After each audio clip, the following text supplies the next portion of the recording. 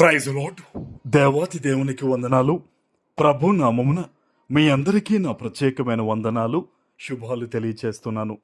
ఈ దినము కొరకు ఏర్పాటు చేయబడిన దేవుని వాగ్దానము యెషయా గ్రంథము 48వ అధ్యాయము 15వ వచనము. నేనే ఆజ్ఞ ఇచ్చిన వాడను, నేనే అతనిని పిలిచి తిని, నేనే అతని రప్పించి తిని, అతని మార్గము తేజరిల్లును. దేవుని నామానికి మహిమ కలుగునుగాక. ఈ ఉదయకాల సమయంలో సర్వ సృష్టికర్త అయిన నీ తండ్రి గొప్ప వాగ్దానాన్ని నీకు అందిస్తూ ఉన్నారు. హల్లెలూయా. ఈరోజు ఎక్కడి నుంచి ఈ వాగ్దానాన్ని వింటూ ఉన్నావో నీ మార్గమును దేవుడు ఆశీర్వదించబోతూ ఉన్నారు. ఆమేన్. ఒక ఉద్యోగంలో నువ్వు వెళుతూ ఉన్నావా? ఒక వ్యాపారం వైపుగా నువ్వు వెళుతూ ఉన్నావా? ఒక పరీక్ష రాయడానికి కానీ, ఒక ఆలోచన చేస్తూ ఈ దినాన్ని నువ్వు ప్రారంభిస్తూ ఉన్నావేమో, దేవుడు అంటూ ఉన్నారు, అతని మార్గము తేజరిల్లునని. ఆమేన్. దేవుని సన్నిధిలో నీవు చేసిన ప్రార్థన దేవుడు అంగీకరించి నీ మార్గమును దేవుడు ఈరోజు ఆశీర్వదించబోతూ ఉన్నారు. హల్లెలూయా.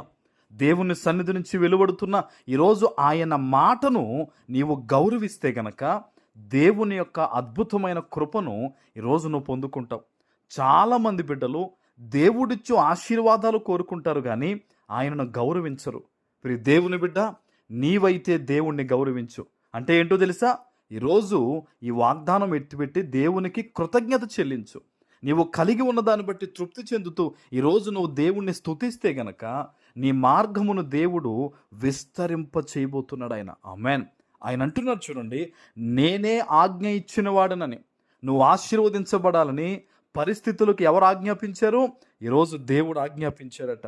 నేనే అతన్ని పిలిచితిని అంటున్నాడు దేవుడు. ఆనాడు తన బిడ్డలకు ఇచ్చిన మాట ఏదైతే ఉందో ఈరోజు అదే మాటను దేవుడు నీకు వాగ్దానంగా ఇస్తూ ఉన్నారు. దేవుని సన్నిధిలో ఎక్కువ ప్రార్థన చేయడం అనేది అలవాటు చేసుకో. చాలామంది చూడండి, టైంకి బ్రేక్ఫాస్ట్ తింటారు, టైంకి లంచ్ చేస్తారు, టైంకి డిన్నర్ చేస్తారు, కానీ దేవునికి మాత్రం ఈ టైంకి ప్రార్థన చేసుకోవాలి, ఇంత సమయం దేవునికి ఇవ్వాలన్న ఆలోచన ఎందుకు రాదండి? సర్వ సృష్టికర్తనే మనం నిర్లక్ష్యపరిస్తే మనం ఏమవుతాం? ఈరోజు నీ పరిస్థితులు దేవునికి తెలుసు. నీ కుటుంబముని దేవుని చూస్తూ ఉన్నాడు. నువ్వు ఏదైతే దేవుణ్ణి గోజాడుతూ ఉన్నావో అది దేవుణ్ణికి ఇవ్వాలనే ఆశపడుతూ ఉన్నాడు. కానీ నువ్వు విలువైన వ్యక్తిగా నువ్వు జీవిస్తూ ఉన్నావా? దేవుని సన్నిధిలో నిందారహితులుగా ఉన్నవారు, ఆయన దృష్టికి నిర్దోషులుగా ఉన్నవారు బహుబలంగా దీవించబడతారు. నేను మరలా చెప్తున్నాను, పెంట కుప్పల మీద నుంచి ఆయన లేవనెత్తువాడు, సింహాసనంపై కూర్చుండబెట్టువాడు. ఈరోజు నీకు ఆశ ఉందా? ఈ జీవితాన్ని జయించాలని, అనేక మంది ముందు ఒక గెలిచిన వ్యక్తిగా నిలబడాలని, నీ బిడ్డలను ఉన్నతమైన స్థితిలో పెట్టుకోవాలని, నీ కుటుంబం అంతా, నీ చేతి పనంతా ఆశీర్వదించబడాలన్న ఆశ నీకుందా? అయితే వెంటనే మోకరించి ప్రార్థన చేయి. ప్రభువా, నీవిచ్చిన దాన్ని బట్టి నీకు వందనాలు. ఈరోజు నా మార్గాన్ని నువ్వు దీవిస్తూ ఉన్నావు, నా కుటుంబాన్ని దీవిస్తున్నావు, నీకు స్తోత్రాలయ్యా అని మనస్ఫూర్తిగా నువ్వు ఈరోజు దేవుణ్ణి స్తుతించినట్టయితే గనక ఖచ్చితంగా పరలోకపు దీవెన అనేది నువ్వు పొందుకుంటావు. ఆమేన్. ఇది మనుషులు ఇస్తున్న మాట కాదు, ఇది దేవుని వాగ్దానం. ఇది నువ్వు దేవుని కొరకు నిలబడితే దేవుడు నీ కోసం ఈరోజు నిలబడతారు. అట్టి కృప యేసు నామంలో మీకు కలుగునుగాక. ఆమేన్. తలలు వంచండి, ప్రార్థన చేసుకుందాం. పరిశుద్ధుడా, ప్రేమ కలిగిన తండ్రి, మీకు వందనాలు.